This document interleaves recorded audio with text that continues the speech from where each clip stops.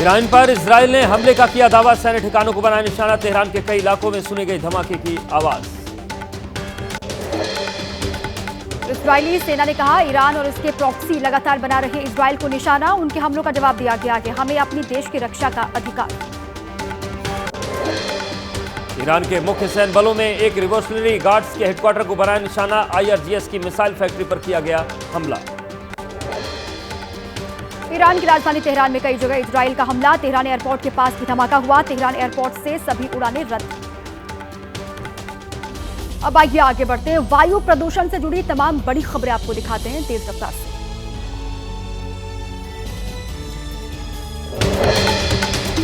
पराली जलाने को लेकर एक्शन में केंद्र सरकार। आज राज्यों के पर्यावरण मंत्रियों के साथ बैठक। दिल्ली सरकार मांगेगी आर्टिफिशियल बारिश और ऑड इवन सिस्टम की इजाजत।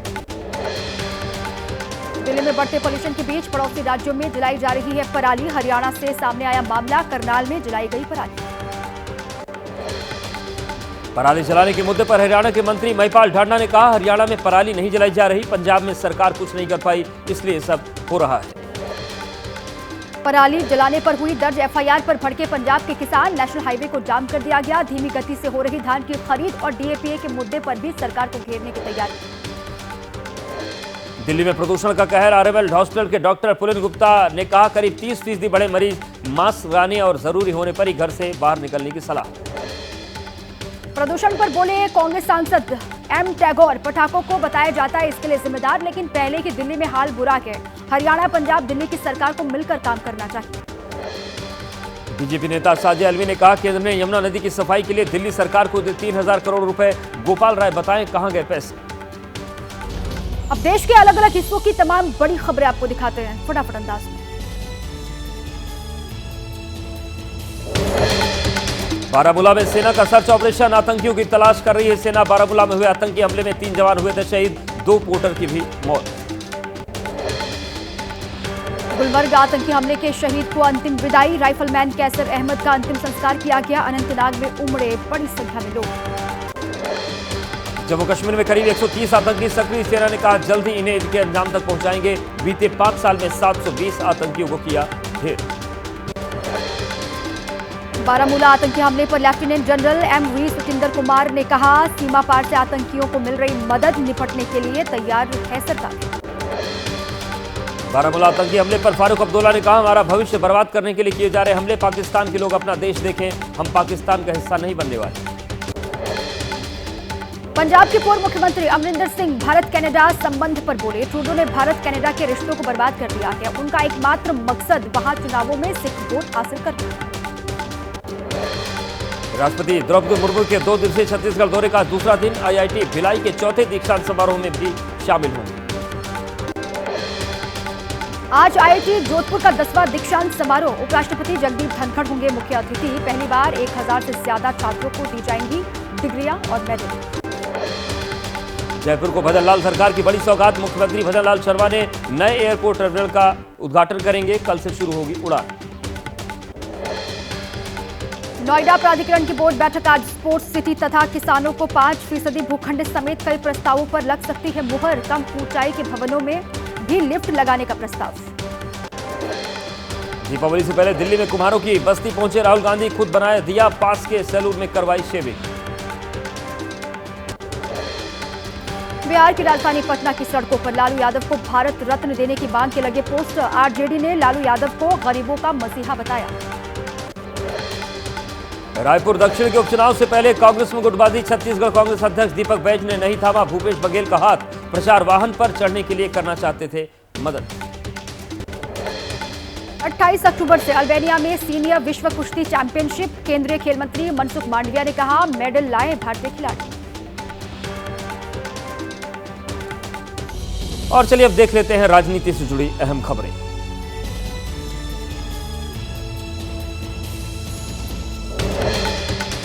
महाराष्ट्र चुनाव को लेकर कांग्रेस केंद्रीय चुनाव समिति ने गुरुवार को तय किए 26 उम्मीदवारों के नाम। कांग्रेस ने अब तक 78 सीटों पर उम्मीदवार तय कर दिए हैं। महाराष्ट्र में सीट बंटवारे से राहुल गांधी नाराज। मुंबई विदर्भ की सीटें उद्धव गुट को देने के पक्ष में नहीं। सूत्रों के हवाले से खबर, केंद्रीय चुनाव समिति की बैठक बीच में ही छोड़कर चले गए राहुल गांधी। सीट बंटवारे पर महाराष्ट्र समाजवादी पार्टी के अध्यक्ष अबू आजमी ने बढ़ाई महाविकास अघाड़ी की मुश्किलें। बोले, सपा को अगर 5 सीटें नहीं मिली तो 25 सीटों पर उतारेंगे उम्मीदवार। महाविकास अघाड़ी में सीट बंटवारे पर बोले कांग्रेस महासचिव केसी वेणुगोपाल, महाविकास अघाड़ी चुनाव लड़ेगी और जीतेगी। मतभेद हैं और हम उन्हें सुलझा लेंगे। कांग्रेस सीसी की बैठक में कांग्रेस नेता टीएस सिंहदेव ने कहा, एक सीट पर गंभीर चर्चा की जा रही है, विचारों का आदान प्रदान हो रहा है, हमें थोड़ा सा इंतजार करना होगा। महाराष्ट्र विधानसभा चुनाव के लिए कांग्रेस के चुनाव प्रभारी रमेश चेन्निथला का बयान, महाविकास अघाड़ी में सब ठीक, समस्या महायुति। महाराष्ट्र प्रदेश कांग्रेस अध्यक्ष नाना पटोले का बीजेपी पर हमला, आरक्षण को लेकर झूठ फैला रही है बीजेपी। दम है तो नरेंद्र मोदी राहुल गांधी से खुली बहस कर लें और कौन संविधान का समर्थक कौन विरोधी, ये सामने आ जाएगा। वर्ली से आदित्य ठाकरे के खिलाफ चुनावी ताल ठोकेंगे शिंदेगुट से राज्यसभा सांसद मिलिंद देवड़ा। आदित्य ठाकरे ने गुरुवार को दाखिल किया नामांकन। महाराष्ट्र विधानसभा चुनाव के लिए केंद्रीय मंत्री भूपेंद्र यादव का दावा, महायुति भारी बहुमत से महाराष्ट्र में बनाएगी सरकार। जनता में उत्साह के जीत का माहौल दिखाई दे रहा है। बाबा सिद्दीकी के बेटे जीशान एनसीपी अजित गुट में हुए शामिल, बांद्रापुर से चुनाव लड़ेंगे। जीशान 2019 में कांग्रेस के टिकट पर विधायक बने थे। झारखंड में विधानसभा चुनाव पर बीजेपी नेता अर्जुन मुंडा का दावा, मौजूदा सरकार से जनता नाखुश है, बीजेपी भारी बहुमत से बनाएगी सरकार। झारखंड के मंत्री इरफान अंसारी के बिगड़े बोल, सीता सोरेन पर की आपत्तिजनक टिप्पणी। जामताड़ा से बीजेपी ने सीएम हेमंत सोरेन की भाभी सीता सोरेन को मौका दिया। यूपी विधानसभा उपचुनाव पर बीजेपी अध्यक्ष भूपेंद्र चौधरी बोले, सभी 9 सीटों पर जीत दर्ज कर रहा है एनडीए गठबंधन। यूपी की जनता योगी और मोदी जी पर विश्वास जता रही है। यूपी कांग्रेस अध्यक्ष अजय राय ने उपचुनाव में किया जीत का दावा, बोले इंडिया गठबंधन के प्रत्याशियों को जिताएंगे, दिलाएंगे अत्याचार अन्याय जंगलराज वाली सरकार से मुक्ति। मुजफ्फरनगर के मीरापुर उपचुनाव के लिए एनडीए गठबंधन की आरएलडी प्रत्याशी मिथिलेश पाल ने किया नामांकन, एनडीए की जीत का दावा किया।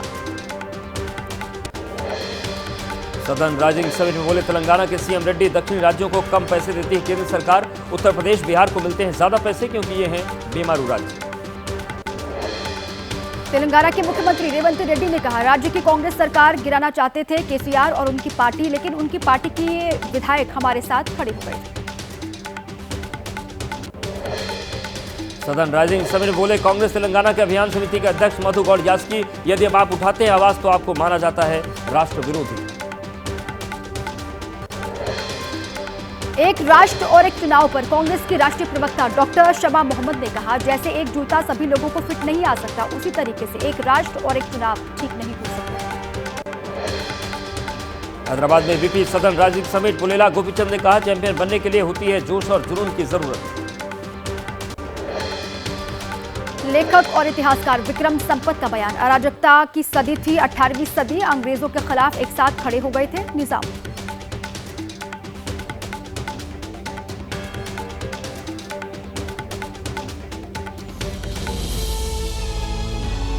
अब आइए आगे बढ़ते हैं, राज्यों की कुछ और बड़ी खबरें आपको दिखाते हैं तेज रफ्तार से।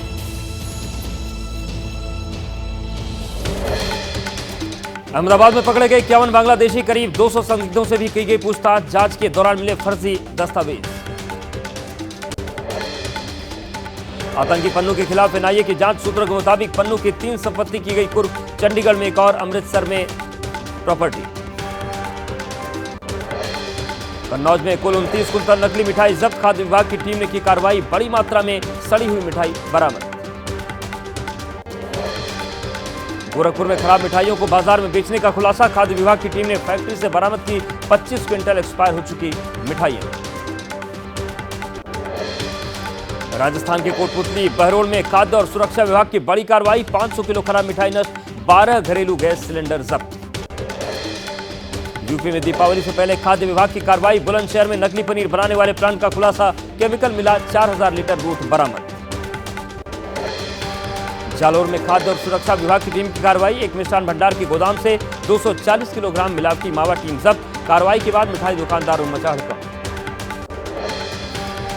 यूपी के बलिया में खाद्य सुरक्षा विभाग की टीम की बेसन के अवैध फैक्ट्री पर छापा, करीब 41 बोरी में रखा बेसन सीज, फैक्ट्री से मिला मिलावट के लिए रखा सामान। ज्ञान वापी केस में वाराणसी कोर्ट से हिंदू पक्ष को बड़ा झटका, नहीं होगा पूरे परिसर का सर्वे, फैसले के खिलाफ हाईकोर्ट जाएगा हिंदू पक्ष। झारखंड के पूर्व सीएम मधु कोड़ा को सुप्रीम कोर्ट से नहीं मिली राहत, विधानसभा चुनाव लड़ने की उम्मीद खत्म। कोयला घोटाला केस में 3 साल की सजा हुई। बिहार के कटिहार में केंद्रीय मंत्री गिरिराज सिंह के खिलाफ कोर्ट में परिवाद दायर। गिरिराज सिंह बांग्लादेशी घुसपैठ सहित अन्य मुद्दों पर एआईएमआईएम नेताओं ने जताई थी आपत्ति। चरखी दादरी मॉब लिंचिंग मामले में बड़ा खुलासा, जांच रिपोर्ट में नहीं मिला गोवंश का मांस। डीएसपी भारत भूषण ने मामले की पुष्टि की। बाबा सिद्दीकी हत्याकांड का एक आरोपी लुधियाना से गिरफ्तार। मुंबई पुलिस ने स्थानीय पुलिस के साथ मिलकर कार्रवाई की। पकड़ा गया सुरजीत कुमार नाम का आरोपी।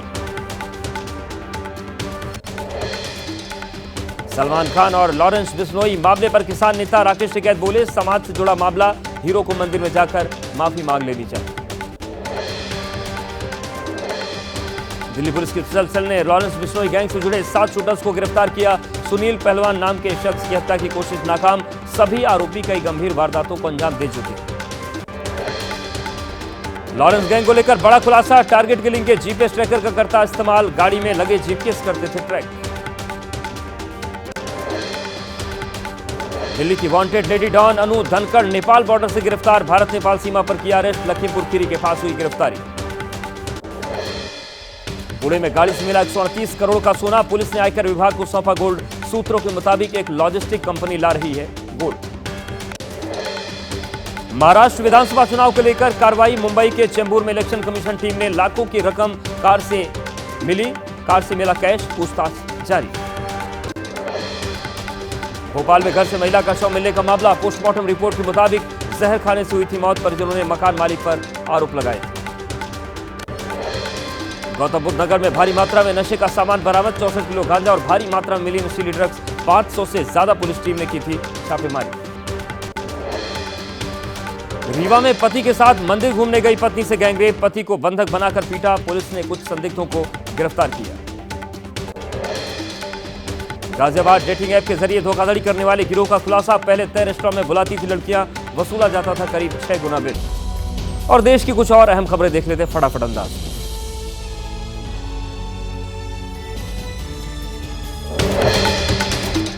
ओडिशा के तट से टकराने के बाद कमजोर पड़ा दाना तूफान। सबसे ज्यादा बालेश्वर इलाके में दिखा असर। ओडिशा के मुख्यमंत्री मोहन चरण मांझी ने चक्रवात दाना पर की समीक्षा बैठक। उप मुख्यमंत्री कनकवर्धन सिंह देव ने कहा, कुछ नुकसान हुआ लेकिन उतना नहीं जितना लोगों को डर था।